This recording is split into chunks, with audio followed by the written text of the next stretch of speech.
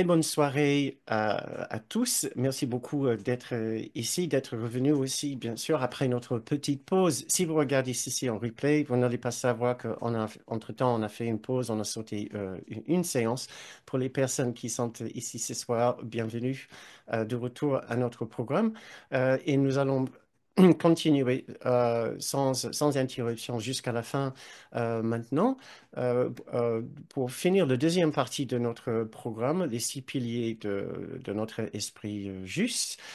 Si vous vous souvenez, là où nous vous avons laissé la dernière fois, c'était avec l'immense, une magnifique aspiration de regagner le Christ en nous.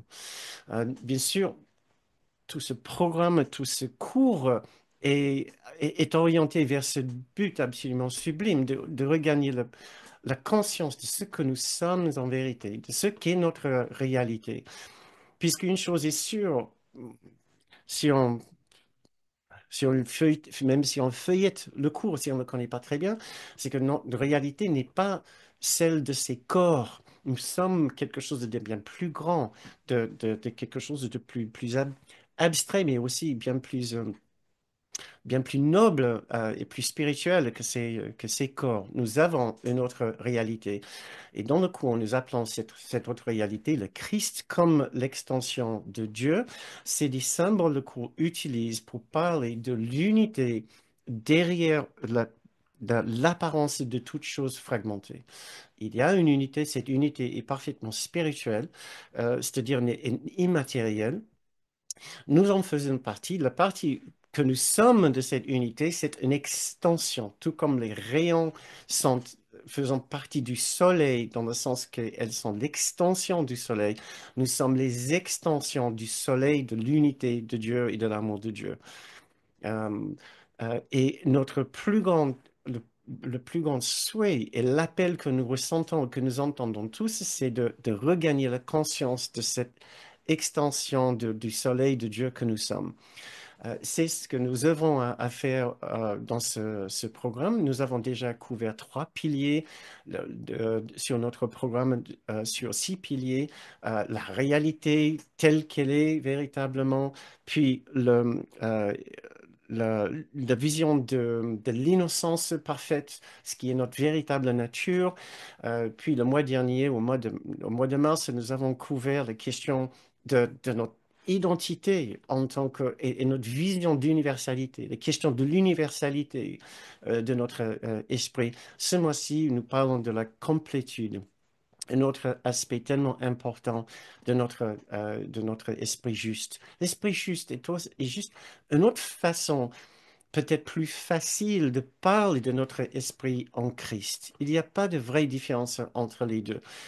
Mais quand on parle d'esprit juste, c'est plus facile dans un sens, puisque nous pouvons le contraster plus facilement avec ce que le cours appelle l'esprit faux, ce qui est l'esprit de l'ego. Faux dans le sens simplement que c'est erroné, l'esprit juste simplement dans le sens que c'est aligné avec la réalité. C'est un souvenir de la réalité, la façon que nous ressentons, plutôt l'endroit ou le lieu où nous ressentons le souvenir de la vérité et dans notre esprit juste. Euh, Là où je vous ai laissé la dernière fois, c'était en parlant du Christ et nous avons dit que mais le Christ, c'est ce que nous sommes, c'est notre réalité à chaque instant, mais où est-ce qu'il est? S'il n'est pas là parfaitement présent dans notre esprit, ce n'est pas parce qu'il est en RTT, il a décidé de prendre ses vacances de Pâques, c'est parce que nous avons des obstacles dans notre esprit que nous gardons précieusement pour nous empêcher justement de ressentir et de redevenir pleinement conscients de ce que c'est notre véritable réalité par attachement à la fausse identité que nous nous sommes donnée depuis la séparation. Nous avons parlé de ces quatre obstacles. La- Déjà la pensée de la séparation, puis la pensée de la culpabilité, la pensée des différences pour briser l'universalité. Et maintenant, nous commençons à parler de la pensée, de l'insatisfaction ou du manque qui brise l'idée de la complétude, puisque la complétude fait partie intégrante de la nature du Christ en nous, comme nous avons lu dans cette petite phrase du chapitre 11, le Christ attend que tu l'acceptes comme étant toi-même et son entièreté comme étant la tienne. Nous allons vers ce moment si précieux, si voulu de l'acceptation du Christ en tant que nous-mêmes, et à ce moment, et une façon dont nous pouvons travailler vers ce but est de travailler sur la question de l'entièreté et de la complétude. Bien sûr, celui qui réfléchit, qui parle des questions de complétude et d'entièreté, est obligé aussi de parler des idées ou des sentiments inverses de complétude et entièreté. C'est-à-dire, nous allons devoir parler d'un sentiment de manque, d'incomplétude, d'insatisfaction, l'idée de nos besoins, un sentiment de privation et de pénurie. Tout cela nous commence à nous donner la direction que nous allons suivre pour les 3 séances à venir. Nous allons regarder l'obstacle pour essayer de trouver une façon de travailler avec et encourager notre esprit encore un peu trop récalcitrant à s'ouvrir, à se détendre et trouver une nouvelle façon de vivre sa réalité quotidienne, de vivre les scènes de sa vie, de les percevoir, de les interpréter pour voir au-delà de ses réactions ordinaires, de ses réactions habituelles qui l'emmènent normalement à avoir une expérience de manque, de culpabilité, de différence, de particularité. Or, en dessous de ces apparences, il y a une expérience de plénitude, de complétude, d'innocence et d'universalité que nous partageons avec chacun. Ce que je trouve particulièrement intéressant avec ce thème de manque, c'est que je trouve que c'est plus intuitif que les autres que nous avons déjà traités. C'est-à-dire, on peut comprendre intellectuellement l'idée d'une séparation d'avec l'unité. Nous pouvons comprendre intellectuellement l'idée d'une culpabilité ontologique ou de la question de la particularité. Mais je pense que des fois, on a un peu de mal à vraiment saisir le fond ou le ressenti de ces obstacles. Or, dès qu'on parle de manque, un sentiment de perte, un sentiment d'abandon, un sentiment de pénurie, privation, je pense qu'il n'y a personne sur la planète qui ne peut pas dire, qui peut dire qu'il n'a jamais eu une expérience de perte ou de peur de perdre.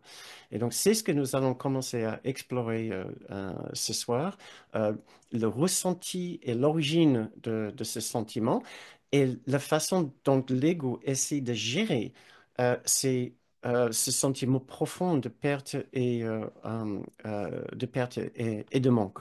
Et nous allons voir jusqu'où on peut aller. Espérons que je vais pouvoir accomplir tout le programme pour ce soir, nous verrons bien. Euh, Tout d'abord, qu'est-ce que le cours peut nous dire par rapport à ce qui pourrait ou devrait être notre expérience de complétude et de satisfaction dans ce monde? Voilà, j'ai trouvé quelques extraits qui peuvent nous aider dans ce sens. On commence avec la deuxième section, cet extrait de la deuxième section du chapitre 6, très parlant. Il est sûrement clair que ceux qui sont parfaits, c'est-à-dire nous, dans notre esprit juste, dans le Christ en nous, ceux qui sont parfaits n'ont besoin de rien. Il est sûrement clair que ceux qui sont parfaits n'ont besoin de rien, et tu ne peux pas ressentir la perfection comme un accomplissement difficile parce que c'est ce que tu es. Donc, on verra bien si la perfection est un accomplissement difficile ou non. Pour l'instant, ça semble encore un petit peu au-delà de notre capacité, mais justement, on est là pour travailler dessus. Deuxième extrait. Les ténèbres sont un manque de lumière comme le péché est un manque d'amour. Elles n'ont pas de propriété unique, c'est-à-dire elles sont des interprétations, elles ne sont pas une réalité existentielle. C'est un exemple de la croyance dans le manque, d'où seule l'erreur peut procéder. Donc, il y a une croyance dans le manque. La vérité est toujours abondante. Ceux qui perçoivent et reconnaissent qu'ils ont tout, n'ont aucune sorte de besoin. C'est ce que nous reconnaissons, c'est ce que nous savons dans notre esprit juste. C'est que nous percevons et reconnaissons qu'ils n'ont aucune sorte de besoin. Le but de l'expiation, c'est le but du miracle, le but du pardon, le but du cours, est de tout te rendre, ou plutôt de le rendre à ta conscience. Parce qu'on ne peut pas nous donner ou redonner quelque chose que nous possédons déjà. Donc, le cours peut simplement nous aider à nous rendre compte de ce que nous possédons déjà. Comme à chacun, tout a été donné quand tu as été créé. Je continue, encore un petit extrait ici, juste une simple phrase. L'abondance du Christ est le résultat naturel d'avoir choisi de le suivre. Donc, une fois que nous décidons de le suivre, ce qui veut dire euh, de nous entraîner à penser et à percevoir et à voir comme le Christ en nous. Ça ne veut pas dire autre chose. À juste ressentir ce que le Christ ressent et de vouloir ressentir ce que le Christ ressent. C'est ça, suivre le Christ. Euh, euh, L'abondance du Christ sera le résultat naturel de cette nouvelle démarche dans notre esprit. Encore une autre, ceux qui témoignent pour moi, pour le Christ en nous, par leur miracle, par le pardon, par le changement de perception, qu'ils ont abandonné leur croyance en la privation en faveur de l'abondance dont ils ont appris qu'elle leur appartenait. Donc, nous allons être invités d'abandonner notre croyance en la privation en faveur de l'abondance. C'est tout ce que nous allons essayer de faire. Encore une autre, la création est entière. C'est ce que nous sommes, nous faisons partie de la création. Et la marque de l'entièreté est la sainteté. C'est ici où nous voyons le rapprochement entre l'innocence dont nous avons parlé dans notre deuxième pilier, qui est une idée très absolument essentielle dans la vision de notre esprit juste, c'est l'innocence ici. Il parle de sainteté, c'est la même chose, et l'entièreté. Les deux vont de pair, vont ensemble. Les miracles sont des affirmations de la filialité qui est un état de complétude et d'abondance. Nous sommes ensemble collectivement la filialité euh, qui est un état de complétude et d'abondance. Donc, je vous invite à réfléchir juste une minute ce que notre guide dans un cours miracle essaie de nous dire ici. C'est, c'est encore, en tant que guide dans un cours miracle, mon but est de nous offrir ces merveilleux enseignements, mais plus encore une opportunité vraiment de les intégrer. C'est tellement important d'aller au-delà des mots, des concepts, et essayer d'imaginer ce que ça peut être, de ressentir cette complétude et cette entièreté dont il parle ici. Ça peut sembler tellement au-delà de notre capacité, et c'est important de juxtaposer ce qui est notre ressenti, expérience ordinaire et ce dont Jésus parle ici. Ça semble très élevé et pourtant il dit c'est naturel. C'est donne nos moyens de l'accomplir. Euh, et donc toute l'idée de ce pilier, de cette discussion sur le manque et la complétude et de commencer à concrétiser notre désir fort de vouloir ouvrir notre esprit à la possibilité d'avoir une autre expérience de notre vie telle qu'elle est. Notre vie actuelle recèle une dimension ou une expérience de satisfaction parfaite, de complétude et d'entièreté telle qu'elle est, sans changer quoi que ce soit. C'est ce que nous allons découvrir un peu plus tard dans des extraits que j'ai choisis. Euh, voilà, maintenant, pour les questions de l'origine du manque, cela revient bien sûr à cette idée complètement folle de séparation, puisque si l'unité est un état de, si Dieu est un état d'unité, euh, ce qui est un état où tout, tout est un, c'est aussi un état de perfection et d'innocence, est aussi un état de complétude et d'entièreté.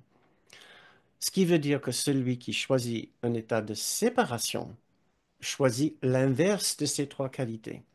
L'inverse de l'unité, c'est la particularité, la fragmentation et la différence. L'inverse de l'innocence et de la sainteté, c'est un sentiment de mal-être profond et de culpabilité.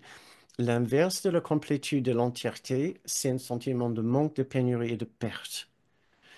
Tout cela parce que nous avons adhéré à une idée de soi-même, d'un concept de soi-même comme séparé d'une unité parfaite. Et donc, c'est ce concept de soi que nous allons devoir revoir dans sa totalité pour pouvoir accéder à cette autre partie de notre esprit qui recèle une expérience de plénitude, sans changer quoi que ce soit. Euh, j'ai choisi d'autres extraits du cours qui peuvent nous aider à comprendre cette dimension métaphysique du sentiment de manque, qui vient du premier chapitre, donc tout est au début de notre lecture du cours. Le sentiment d'être séparé de Dieu est le seul manque que tu aies réellement besoin de corriger. C'est l'origine de tout sentiment de manque, c'est la séparation d'avec Dieu. Et c'est le seul que nous avons réellement besoin de corriger. Donc, quand nous pensons à un sentiment de manque dans le monde ici, nous pouvons, si nous voulons immédiatement remonter à un sentiment d'être séparé de Dieu et dire, ce que je ressens ici est juste une déclinaison ou l'effet du sentiment d'être séparé de Dieu. Je continue le même extrait. Ce sentiment de séparation n'aurait jamais surgi si tu n'avais pas distordu ta perception de la vérité, percevant ainsi un manque en toi. Et bien sûr, cette distorsion de la perception de la vérité, c'est que nous nous sommes vus différents de ce que nous sommes en réalité. Voilà. Nous avons établi un genre de fausse identité. Et nous avons introduit surtout une idée fausse de notre réalité par rapport à ce que nous sommes en vérité, ce qui a eu pour conséquence une, une immense tension ontologique dans notre existence entre ce que nous sommes et ce que nous prétendons être. Tout cela parce que nous avons insisté d'être quelque chose que nous ne sommes pas. Et quelque chose auquel nous tenons férocement pour l'instant. Sauf que si vous avez commencé un chemin avec un court miracle ou avec un autre véritable chemin spirituel, vous allez commencer aussi à faire du travail sur cette fausse identité. Nous lisons aussi ici dans la leçon 41, la leçon Dieu vient avec moi partout où je vais. Ici, il commence à nous expliquer les conséquences terribles de cette pensée de séparation et combien cela nous affecte. Ça affecte terriblement notre paix d'esprit. C'est ce que nous voulons apprécier dans cette partie de la séance et commencer à réfléchir euh, au prix que nous payons de continuer à entretenir ce concept de soi qui englobe cet aspect de manque et de pénurie et de perte. Ici, il dit, dans la leçon Dieu vient avec moi partout où je vais, l'idée d'aujourd'hui finira par vaincre complètement le sentiment de solitude et d'abandon qu'éprouvent tous les séparés.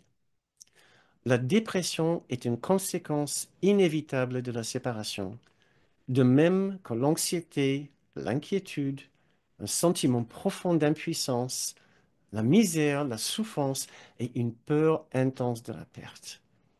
Donc, nous retrouvons notre thème de la perte, de la pénurie du manque ici à la fin, mais dans l'ensemble, on ressent ce qu'il essaie de nous dire ici, c'est que il essaie de nous dire de ne pas sous-estimer ce que cela veut dire de marcher dans ce monde sans Dieu, puisque le titre de ce message, de cette leçon, c'est Dieu vient avec moi partout où je vais.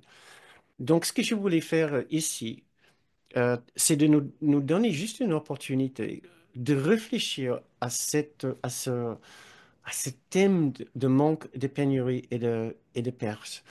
Euh, je pense que c'est pas très, très difficile. Nous avons tous une idée quand même d'un moment pour nous qui a été particulièrement difficile.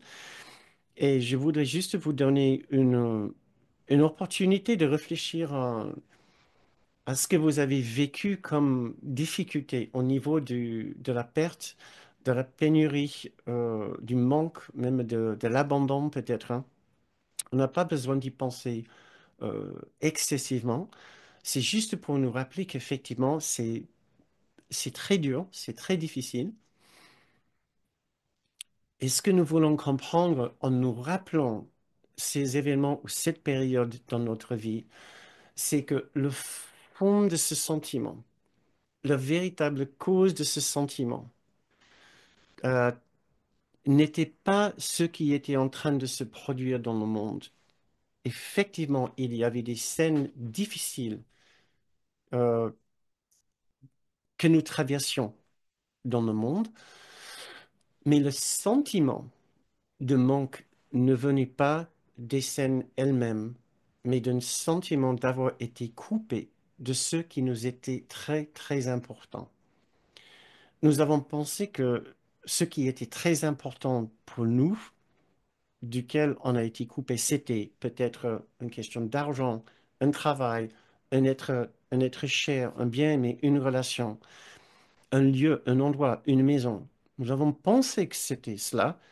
C'était une projection sur notre vie extérieure, les scènes extérieures, d'une expérience totalement intérieure de coupure, d'exil, d'abandon, de séparation et de divorce à l'intérieur, d'avec la source de toute sécurité, richesse, abondance, amour, tendresse, gentillesse, etc. Cela ne semble pas être le cas. Et si nous sommes sur un chemin avec un cours miracle, notre guide nous demande de considérer la possibilité que c'était véritablement ça qui était le cause de ces sentiments tellement difficiles. Et dans chaque instant et moment difficile de perte, d'exil, d'abandon, de manque ou de pénurie dans notre vie, cela est toujours le cas.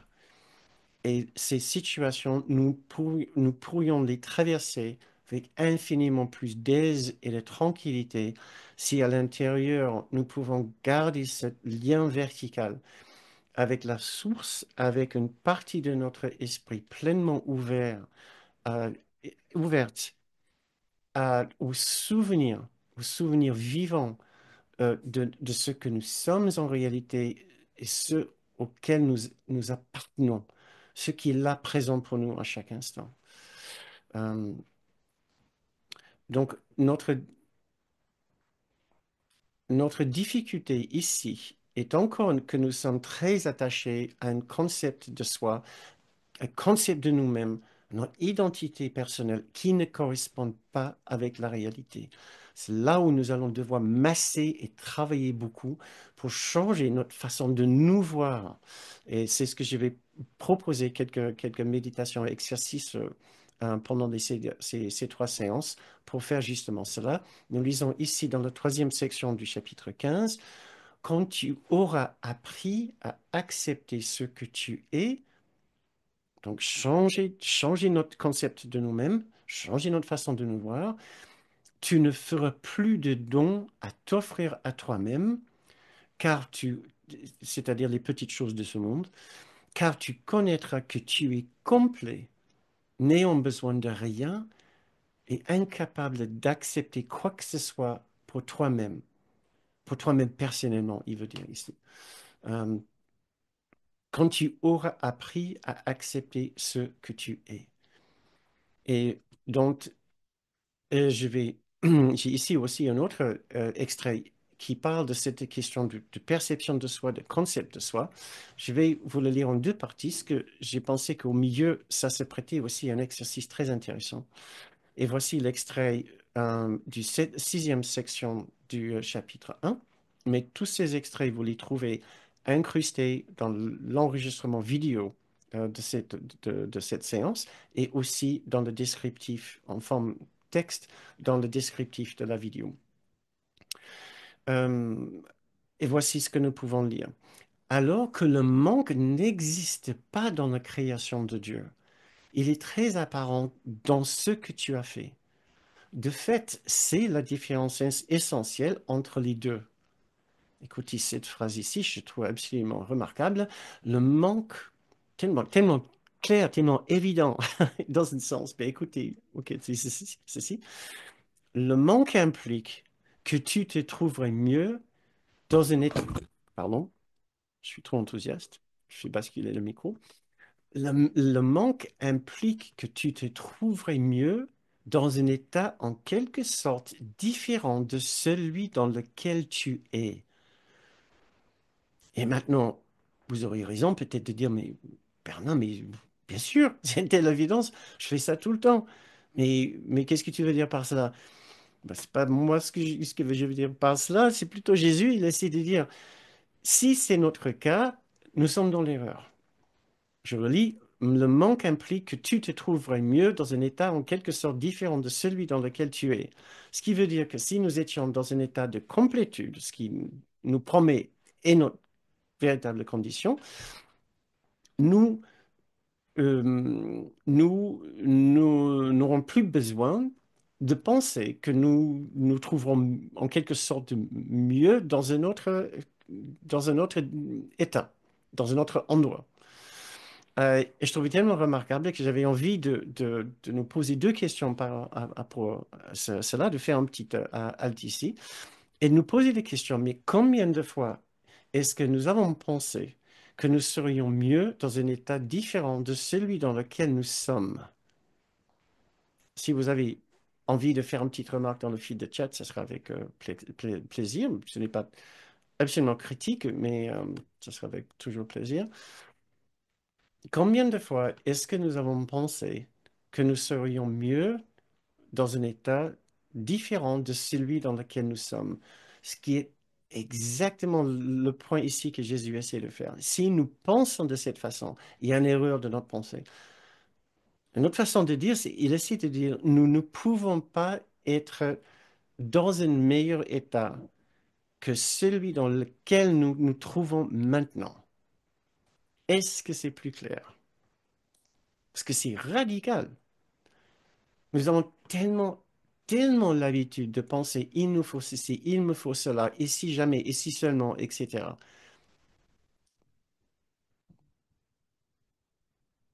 Nous avons tellement l'habitude de penser que, bah, à tous les projets pour changer, altérer, modifier, améliorer quelque chose dans notre vie, que nous ne pensons pas un instant, peut-être nous sommes dans les meilleures conditions, situations et états possibles.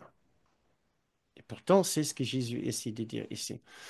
Euh, il essaie de nous dire que nous, ce n'est pas nécessaire de penser à notre situation.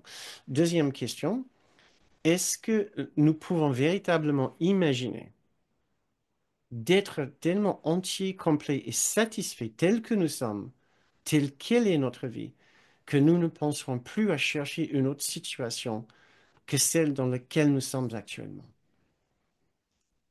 Parce que c'est la conclusion vers laquelle notre guide Jésus essaie de nous mener, nous amener. D'imaginer d'être tellement entier, complet et satisfait tel que nous sommes et telle quelle est notre vie, que nous n'aurons plus besoin de chercher, de penser à être dans une situation différente que celle dans laquelle nous nous trouvons maintenant. Ça ne veut pas dire que soudain nous allons laisser tomber tous nos projets. Ça veut dire que nous allons commencer à mieux apprécier là où nous sommes actuellement et arrêter de nous leurrer que notre projet va soudain ouvrir les portes du ciel pour nous d'un sentiment d'abondance et de satisfaction absolument tellement immense que nous n'aurons plus besoin de chercher autre chose par la suite. Voilà, je continue encore un petit peu. Euh, voilà, ce qu'il essaie de dire ici, c'est que nous allons devoir changer de conception, changer totalement de conception de la façon dont nous vivons ici à partir de notre concept de soi. Donc, ce que je voudrais faire avec vous dans la partie restante de cette séance, c'est de commencer à voir ce que le, notre- comment nous avons essayé de gérer cette condition de manque dans la séparation, puisque c'est assez insupportable si nous y réfléchissons vraiment. Euh, juste une petite parenthèse, j'ai une petite question ici, mais alors comment faire des projets? Cela sous-entend ne plus être séparés. Je voudrais bien revenir à vos questions après, après dans les parties questions-réponses à la fin, si ça ne vous dérange pas, euh, qui sont des questions très pertinentes. Merci. Euh, donc, ce que nous allons faire dans cette partie de notre séance est de regarder et de comprendre ce, euh, ce que nous essayons de faire tous les jours avec ce sentiment de manque, de pénurie et de perte, puisque c'est très important. Et le cours a beaucoup à dire par rapport à ce sujet. C'est tout le sujet des relations particulières, des substituts et des idoles dans une cour miracle. Et nous trouvons plusieurs chapitres qui parlent en long et en large de ce sujet. Puisque à l'instant, bah, tout d'abord, commençons correctement. L'ego nous propose deux stratégies. Une fois que nous tombons dans son piège de séparation et nous arrivons ici dans le monde, nous disons à l'ego, mais tu nous avais proposé vraiment un monde absolument magnifique. Et regarde, on arrive ici, un sentiment, un trou béant en nous de besoin, de perte et de manque de quelque chose dont on se souvient même pas ce que c'est. Il nous dit, première solution, c'est de simplement oublier, de ne pas y penser, de nous divertir, de ne pas trop réfléchir à cela. Ça s'appelle le déni et les distractions. Et les téléphones sont absolument, téléphones, toutes les tablettes, tous les écrans, c'est absolument magnifique pour cela. Et on a l'impression qu'on n'a plus besoin de l'amour de Dieu, puisque on a une tablette, on a un téléphone, on a les écrans, on a toutes sortes de gadgets et façons de nous distraire. Euh, mais bien plus important que ça, l'ego nous dit, non mais si jamais ça devient encore trop fort, ne vous en faites pas, j'ai créé tout un monde d'objets particuliers, d'objets très très spéciaux qui vous offrent des choses absolument magiques et extraordinaires qui vont satisfaire tous vos besoins. C'est ce que nous appelons justement nos objets particuliers de satisfaction, nos objets de relations particulières. Et je vous ai énuméré cinq. Je vous ai parlé des personnes, tout d'abord, dans nos relations. Des objets particuliers comme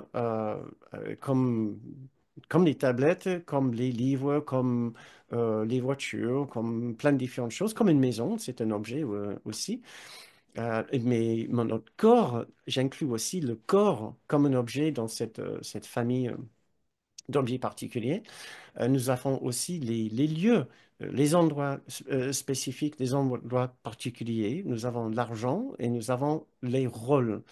Ça, c'est les, les cinq, les cinq thèmes, les cinq familles, les cinq objets sur lesquels nous jetons nos dévolus pour trouver de la satisfaction dans ce monde, pour trouver de la satisfaction, pour remplacer et substituer pour l'expérience de l'amour et la paix de l'unité de Dieu.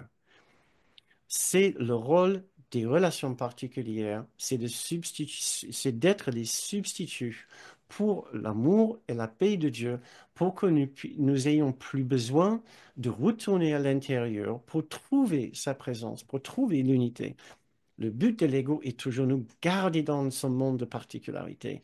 Il peut le faire uniquement s'il prétend que son monde de choses particulières peut être l'équivalent de celui de Dieu. Euh, et c'est pour ça que nous faisons une grande histoire, encore une plus grande histoire de l'importance et de la puissance de tous ces objets euh, pour garantir notre survie ici en tant que des êtres particuliers. Parce que celui qui se rend compte qui n'a plus besoin de tous ces jouets, toutes ces choses-là. Et quand je parle de jouets, je parle également des autres êtres humains, des relations, nos relations les plus chères, les plus importantes pour nous, les endroits où nous habitons. Donc, ce n'est pas des petits jouets, c'est des choses extrêmement importantes pour nous. Mais celui qui se rend compte un instant qu'il n'a véritablement plus besoin de cela, cela ne veut pas dire qu'il rejette tout cela. C'est pas du tout une question d'arrêter avec nos relations particulières. C'est une question de savoir qu'en nous, il y a un endroit où nous n'avons pas besoin de cela, puisqu'il y a la présence de l'amour et la paix de Dieu en nous. Voilà. Donc, nous avons deux stratégies principales, donner et distraction et des relations particulières avec les cinq objets de projection, si vous voulez. Maintenant, en ce qui concerne les relations particulières, en ce qui concerne les relations particulières avec ces objets, il y a deux genres de relations particulières. Il y a des relations particulières où nous aimons l'objet de prédilection. Nous aimons les autres personnes, nous les voulons dans notre sillon, nous les voulons dans notre entourage, nous avons envie de profiter d'eux. Des objets, nous avons les lieux, nous avons de l'argent, bien sûr, et les différents rôles. Nous aimons, entre guillemets, tout cela. Nous voulons que ça soit dans notre sphère de vie. Nous appelons ceci les relations d'amour particulières. Ce n'est pas parce que nous les aimons particulièrement. Nous, nous, nous, nous voulons, c'est certainement pas le même amour que quand nous parlons de l'amour du Christ, de l'amour de Dieu, c'est de la dépendance.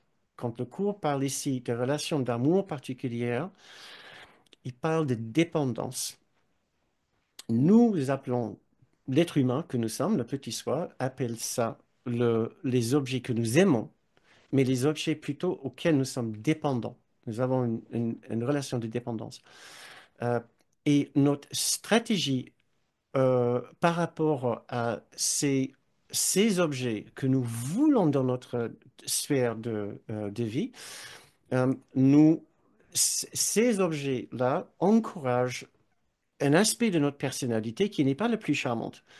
Justement, il essaie de charmer pour les avoir. Tout ce qu'il peut faire pour avoir ces choses-là qu'il estime très importantes pour sa survie psychologique en tant qu'être particulier, il va tout faire pour les avoir, pour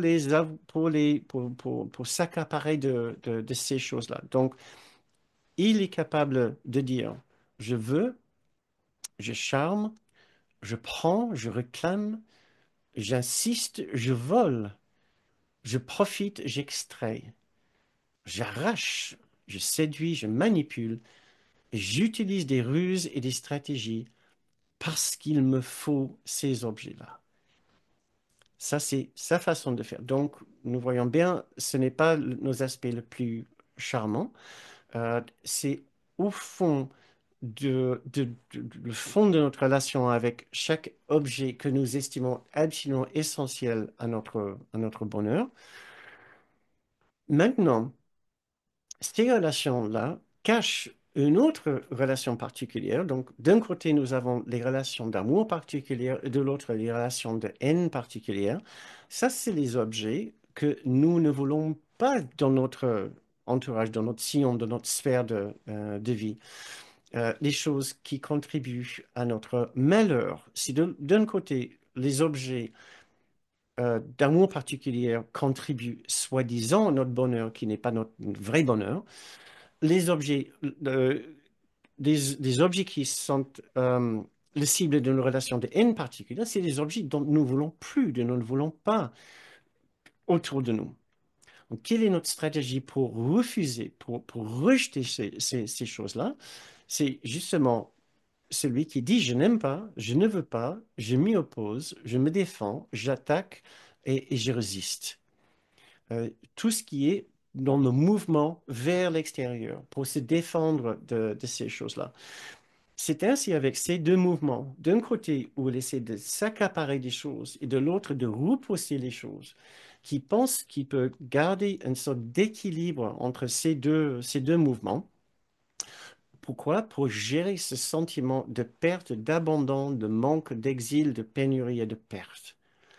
C'est son seul but, et c'est de survivre psychologiquement par rapport à ce sentiment d'être accablé d'une perte et de l'impression de manque. Prend tout ce qui lui est nécessaire pour combler ce trou et pour substituer pour la vraie solution, ce qu'il lui faut vraiment, le manque à la paix de Dieu, et de l'autre côté, de repousser, de se débarrasser de tout ce qui pense contribue à ce sentiment de manque, donc qu'il le rejette.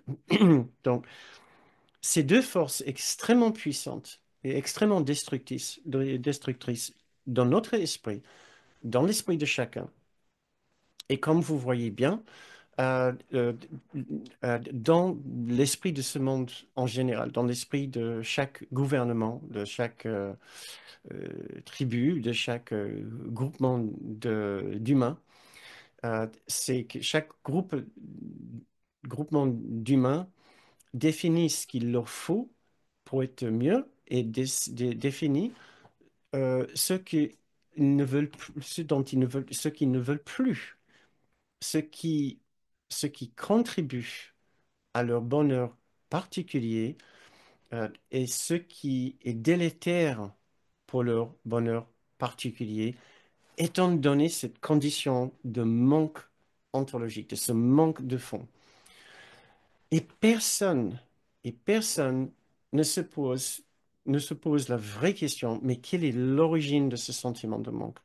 Qu'est-ce que nous pouvons faire pour, pour, pour le guérir à sa racine au lieu de constamment nous embarquer sur encore une stratégie de, euh, de, de prendre les ressources qu'il nous faut temporairement pour pallier ce sentiment de manque et et ce que nous devons faire pour nous défendre contre ceux qui risquent de prendre ce qui est à nous et ce que nous ne voulons pas dans notre sphère de vie.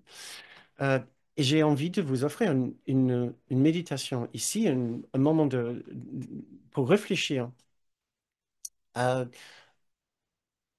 à la présence de ces deux courants très forts dans l'esprit de chacun et comment cela se manifeste dans votre esprit. Prenons tout cela très personnellement. Euh, notre but ici est de transformer notre esprit avec ces enseignements. C'est, c'est pour ça que Jésus, ça semble étrange de dire, a pris la peine de transmettre ce livre de bien plus de 1000 pages. Bien sûr, il n'a pas vraiment pris la peine, mais ce livre est là. C'est un livre d'une sagesse absolument extraordinaire. Profitons-en. Essayons de produire des véritables changements dans notre esprit avec cela. Et nous allons pouvoir faire ces changements si nous voyons très clairement ce que nous faisons chaque fois que nous disons nous voulons ou nous ne voulons pas. Avertissement, c'est certainement pas une question de se culpabiliser si nous identifions ces deux courants dans notre esprit. Il est impossible de ne pas les activer, de ne pas les utiliser. C'est impossible que ces courants ne soient pas présents dans notre esprit.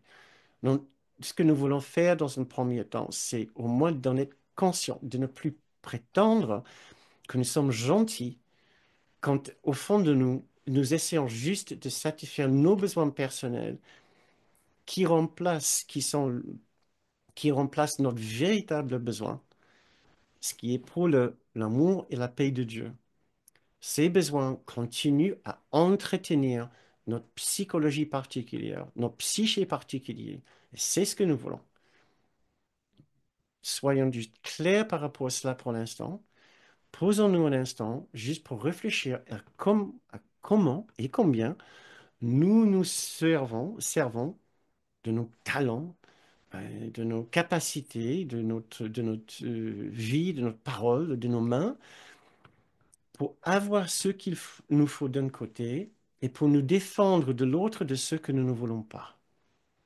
Comment nous passons notre temps tous les jours à essayer de bâtir une meilleure citadelle de satisfaction personnelle, une meilleure temple de satisfaction personnelle, en, en attirant vers nous les choses que nous voulons et en nous débarrassant des choses que nous ne voulons pas, ou en nous défendant carrément, et peut-être même en attaquant les personnes, les éléments qui voudraient diminuer notre citadelle, notre temple. Euh, donc, je vous invite à juste fermer les yeux si vous voulez bien avec moi, et juste pour faire le point avec Jésus, pour que nous soyons vraiment confortables avec lui, confortables avec nous-mêmes, très honnêtes avec lui, très honnêtes avec nous-mêmes, en regardant notre vie. Donc, je nous invite à fermer les yeux et essayer de trouver un endroit de sagesse et de calme en nous, l'endroit où nous avons l'habitude d'aller, quand nous voulons faire des changements profonds dans notre esprit,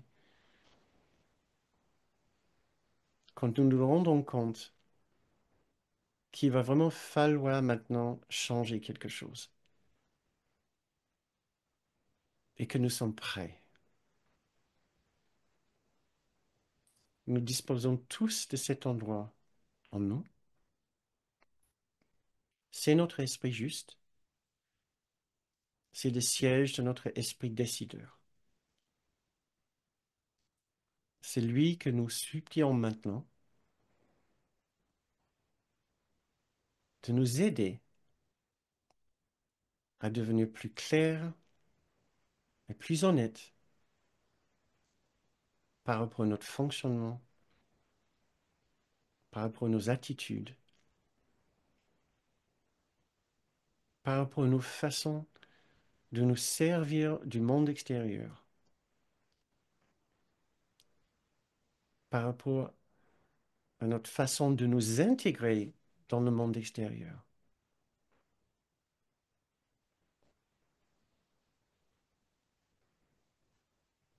Réfléchissons à la journée qui vient de s'écouler.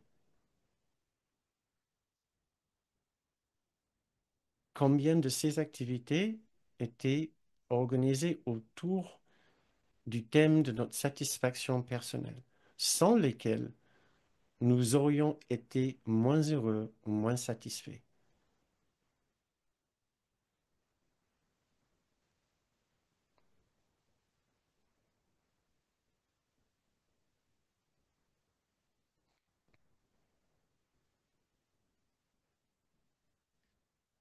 Pensons à la semaine écoulée. Pensons à ces choses la semaine dernière qui nous ont rendus particulièrement heureux, sans lesquelles nous pouvons dire nous aurions été moins heureux.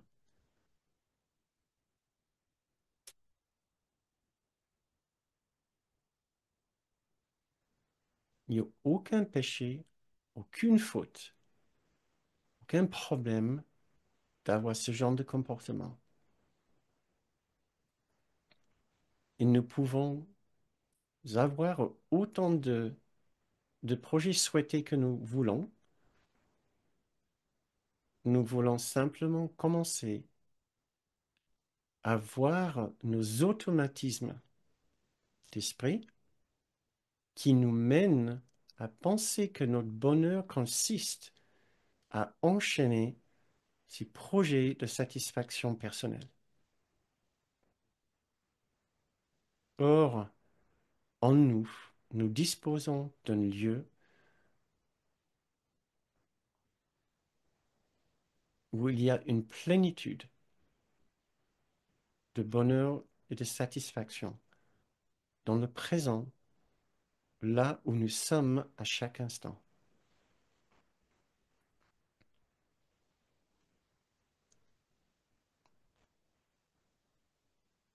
Soyons simplement clairs par rapport à la façon dont nous avons organisé notre vie autour de différentes personnes, relations, objets, activités, lieux, dépenses d'argent, rôles,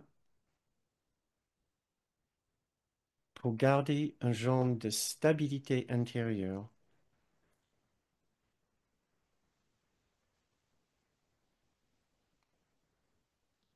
Tout cela n'est certainement pas un péché, mais cela entretient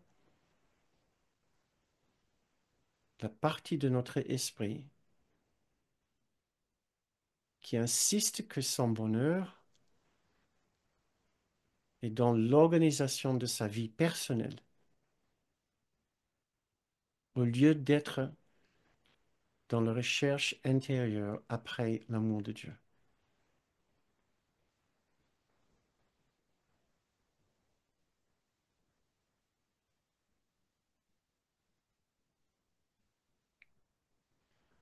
Nous avons peut-être des projets pour la semaine prochaine que nous espérons nous rendront heureux la semaine prochaine.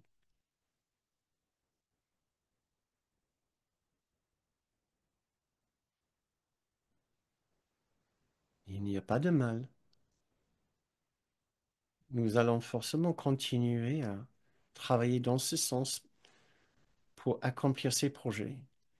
Mais est-ce qu'en même temps, nous pouvons commencer à imaginer la possibilité d'être heureux tous les jours avant l'événement et parfaitement heureux, et même heureux si l'événement ne se produise pas, si l'événement ne se produit pas.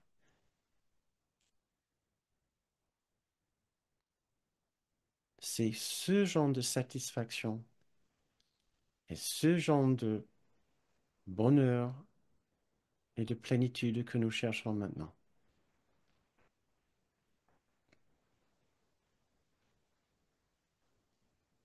Le genre de bonheur et de paix et de sentiment de sécurité qui est là avec nous tous les jours, même si les choses ne se passent pas comme nous le voulons.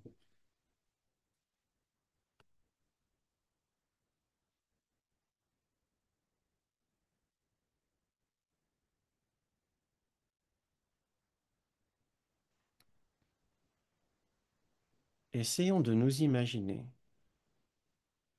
travailler cette semaine sur nos projets de bonheur,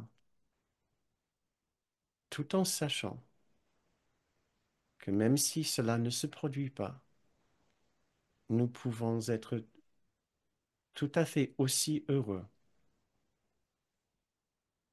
en retournant dans notre sanctuaire intérieur et en passant du temps ensemble avec la présence de Jésus, du Saint-Esprit et de Dieu.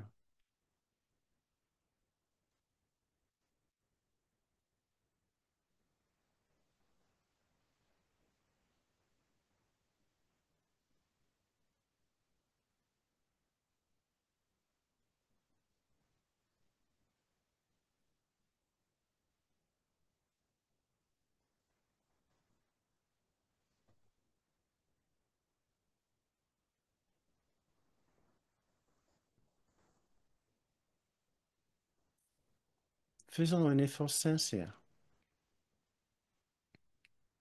Nous ne pouvons pas passer trop de temps dans notre sanctuaire intérieur à chercher à transformer notre façon d'utiliser ce monde pour notre bonheur.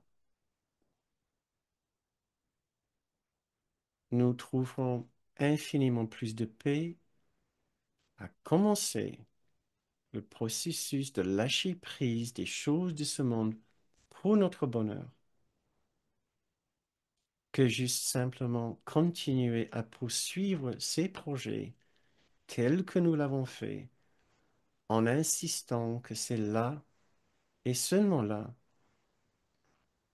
que que nous allons trouver notre vrai bonheur.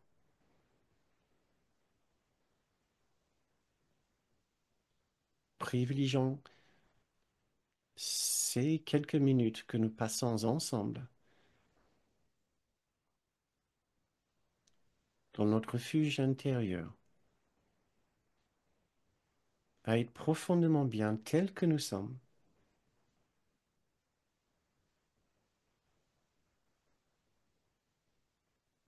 en nous souvenant que c'est ici et seulement ici, dans cet endroit reculé de notre esprit, que nous allons trouver la présence qui peut nous combler au-dessus de tout ce que ce monde peut nous offrir.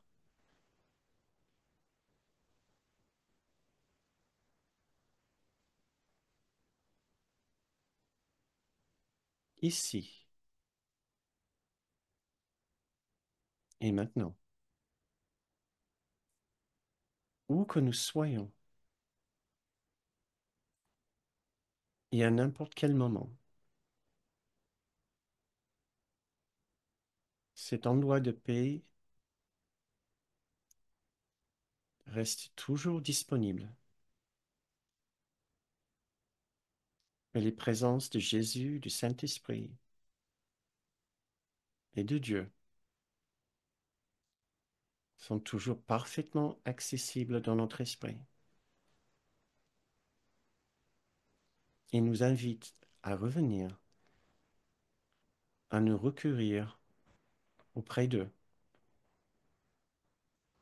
pour trouver enfin la paix et le véritable bonheur que nous cherchons.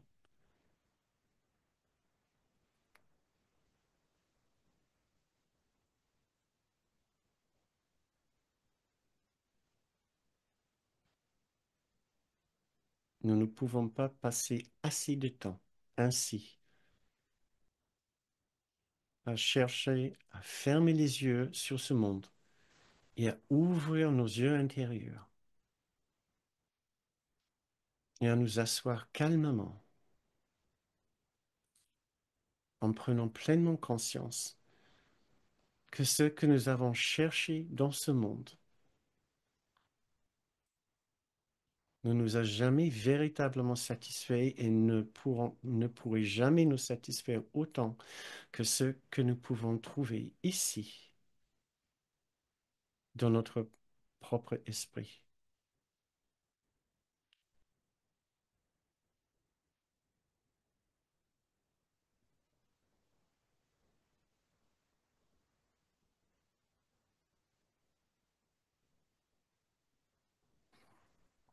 Et maintenant, pour finir cette séance, un passage du chapitre 24. Rien n'est perdu pour toi dans tout l'univers. Il n'est rien de ce que Dieu a créé qu'il ait manqué de déposer devant toi avec amour comme t'appartenant à jamais. Et aucune pensée dans son esprit n'est absente du tien.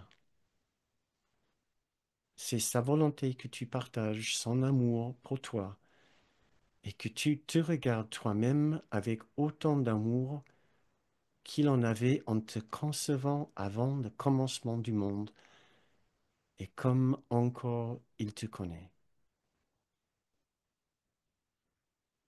Dieu ne change pas d'esprit sur son Fils, suivant les circonstances passagères qui n'ont aucune signification dans l'éternité où il demeure, et toi avec lui.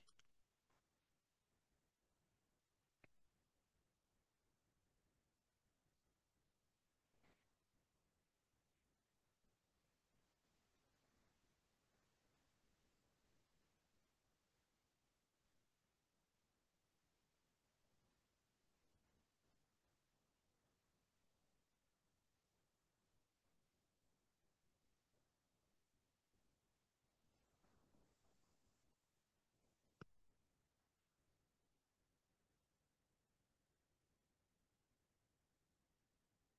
C'est maintenant la fin de notre méditation. Si vous avez envie de le prolonger, je vous invite à baisser le son sur votre appareil ou à quitter la séance.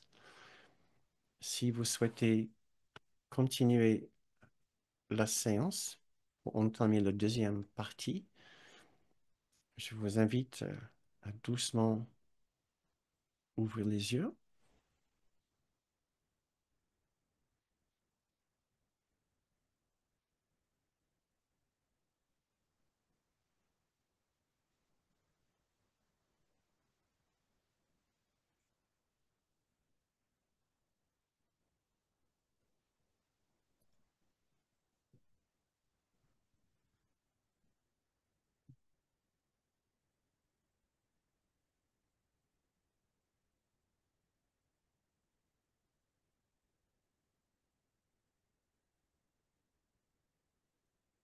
Merci beaucoup pour votre participation ce soir. J'espère avoir le plaisir de vous revoir lundi prochain. Ça sera le lundi de Pâques. Euh, Nous pouvons maintenant commencer la deuxième partie de la séance. Si vous avez des questions ou des remarques à faire par rapport à cette séance ou une autre question sur le cours, euh, juste pour le petit rappel, nous offrons ces séances sur la base d'une contribution libre, c'est-à-dire au lieu de vous demander un tarif, un abonnement, nous préférons vous laisser la liberté pour déterminer le tarif et l'abonnement que vous souhaitez participer aux ces séances selon votre participation, le rythme de votre participation et selon vos moyens. Mais nous vous invitons en même temps à faire une contribution. Ces séances ne sont pas offertes vraiment gratuitement parce qu'elles nécessitent du travail, de la réflexion et des ressources et des moyens. Nous vous invitons à faire une contribution de la somme qui marche pour vous en allant sur notre site bernardgroom.com où vous trouverez l'onglet contribution. Nous vous remercions sincèrement pour votre aide qui contribue de la façon la plus concrète à garder ces séances en place. Merci beaucoup. Euh, Euh, tu- et maintenant, il y avait deux petites questions. Cela sous-entend ne plus être séparés. Euh, Loïc, ne plus être séparés dans le sens que quelque chose en nous sait au plus profond de son être qu'il n'est pas véritablement séparé de l'autre personne, de son esprit et du tout, en fait, de l'ensemble de tout ce qui est, qu'il y a quelque chose mystérieux, si tu veux, qui, qui relie chaque personne à chaque autre personne. Et nous, dans l'ensemble, à tout objet également. C'est l'univers dans son ensemble, tout l'univers phénoménal, de phénomènes, appartient à cette illusion de séparation. Et cette illusion de séparation est dans l'esprit de l'enfant endormi de Dieu, de la partie séparée de l'unité. Donc tout ce que nous voyons, nous touchons, euh, plantes, micros, tables, etc., fait également partie de cette unité et nous sommes joints avec l'ensemble d'une façon qui semble encore mystérieuse. Et nous travaillons sur l'ouverture de notre esprit à cette unité avec les exercices que nous avons faits en réduisant le sentiment de différence entre nous et les autres, en réduisant notre sentiment de culpabilité, en contemplant la possibilité de l'innocence, puisque c'est dans l'innocence que nous sommes unis, c'est dans la culpabilité que nous sommes séparés. C'est dans l'universalité que nous sommes unis et c'est dans la particularité que nous sommes séparés. C'est il y a vraiment une démarche extrêmement pratique et pédagogique dans un cours miracle qui nous aide à ouvrir notre esprit à cette connaissance que oui, nous sommes tous joints et nous ne sommes pas séparés. Mais nous y travaillons par phase, par étape et par thème. L'un des thèmes, en l'occurrence ici, c'est le manque. La semaine prochaine, je vais vous offrir un exercice qui, qui, qui va nous aider tous à voir extrêmement clairement comment nous pouvons utiliser ces sentiments de manque pour retrouver l'unité derrière les apparences. J'ai pas pu j'ai pensé pouvoir vous l'offrir ce soir, mais il n'y avait pas le temps. Donc ça, c'est le plaisir que je vais avoir à faire la semaine prochaine. Euh, Dis-moi si j'ai compris ta question ou pas et si tu as besoin d'autres éléments de réponse. Et la Claire, mais alors comment faire des projets? On ne les arrête pas. Sauf si soudain on a une prise de conscience, mais mon Dieu, pourquoi je suis en train de faire ça? Je peux être parfaitement bien sans faire cela. Ça me prenait du temps et de l'argent. En plus, j'étais en plein délire de manipulation d'autres personnes. Donc, sauf si on a ce genre de réaction et on comprend instantanément, mais non, il faut que j'arrête ça, il faut continuer, puisqu'il y a plein d'autres raisons pour lesquelles on peut aussi faire ces projets. C'est-à-dire, je peux commencer aujourd'hui à savoir que je n'ai pas besoin que ce projet réussisse pour être heureux. Je peux prendre plaisir à le mettre en place, surtout si le bonheur d'autres personnes, je vais revenir sur ça, est concerné, si le bienfait d'autres personnes est concerné. Si je pense que ce projet peut être bénéfique sur d'autres plans, je continue.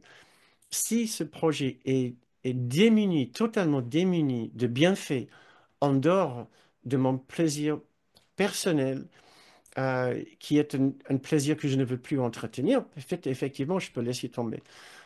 Mais normalement, nous continuons puisque, comme nous lisons dans les, euh, dans les premiers principes des miracles, dans le premier chapitre, première section, premier chapitre, il n'y a pas d'ordre de difficulté de miracle, il n'y a pas d'hierarchie d'illusion. Donc avec ces deux principes, nous comprenons que tout peut être un moyen de communiquer la vérité de l'amour et de la paix, toute situation. Nous lisons aussi dans le cours, toutes choses sont les leçons que Dieu voudrait que j'apprenne, toutes choses sont les échos de la voix de Dieu. Donc, toutes choses, que ce soit un projet qui est à l'origine était destiné purement à mon plaisir personnel, euh, il n'y a pas de mal à continuer si nous pouvons changer l'orientation. Le cours dit, nous lisons dans le cours, le Saint-Esprit ne nous enlève pas nos relations particulières, très très importantes, sinon on va avoir trop peur. Nous ne voulons pas qu'il nous enlève nos relations particulières. Nous lisons dans la même phrase, il va simplement changer notre interprétation, notre façon d'être avec ces relations, notre vision, notre perception de ces relations. Il va, il va, il va nous aider à savoir, nous accomplissons tous ces projets maintenant pour le bienfait de chacun, puisque chacun a besoin de ressentir quelque chose de chaleureux, de tendre, de doux et de pardonnant. Alors, ça peut être les raisons maintenant pour lesquelles nous entreprenons nos projets. Euh, ok, Loïc, merci. Donc, Claire, tu peux peut-être m'aider à savoir si j'ai répondu à tes questions. C'est important parce que sinon, le risque est que nous commençons à nous ressentir mal à l'aise dans le choix de nos projets. Euh, et même si nous avons trop peur de lâcher prise d'un projet, et que nous savons est destiné uniquement à notre satisfaction personnelle, ce n'est pas grave. Nous devons prendre soin de nous. Si je dis j'ai absolument besoin d'aller à la mer ce week-end, c'est purement pour mon plaisir, mais je dois le faire pour échapper, je ne sais pas quelle situation. Il n'y a absolument pas de mal à prendre soin de soi de la façon dont on a l'impression qu'on a pris soin de soi. Il y a pas de mal. On a besoin aussi du répit dans le monde de la séparation. Euh, il faut juste éviter de se faire mal et de faire mal à d'autres personnes. Voilà, ça c'est les seules consignes au niveau du comportement. Parce que le cours nous met en garde, surtout Kenneth nous met en garde contre les conseils basés dans le comportement, les conseils de comportement. Parce qu'on ne peut jamais savoir pour telle ou telle personne comment il doit se comporter, quel comportement il doit adopter, ce qu'il doit faire. On ne peut jamais savoir. Parce qu'on ne sait pas comment il est guidé dans sa situation spécifique et comment ce qu'il fait va impacter d'autres personnes. Il va avoir besoin d'avoir un impact sur d'autres personnes. On ne peut pas savoir toutes ces différentes choses. Euh, Loïc qui dit, cette séance m'a fait penser à la pensée stoïcienne stoïcienne et au mythe de Sisyphe en chacun. Merci. Ouais, d'accord. Oui, il y a énormément de stoïcisme dans le cours et le mythe de Sisyphe est tellement important par rapport au cours que Kenneth il a fait tout un stage dessus. Et je rêve encore d'un jour de pouvoir faire un stage pareil en français sur ce thème que je trouve absolument remarquable.